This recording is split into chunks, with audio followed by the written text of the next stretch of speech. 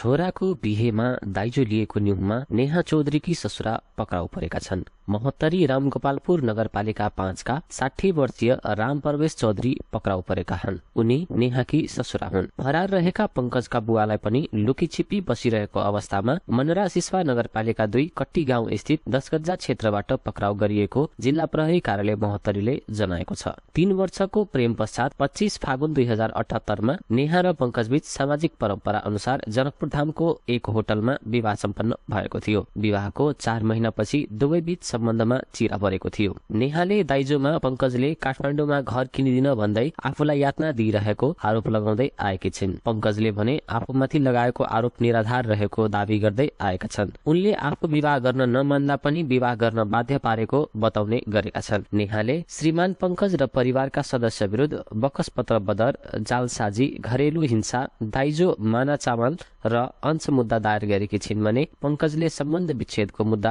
दायर गरेका छन्।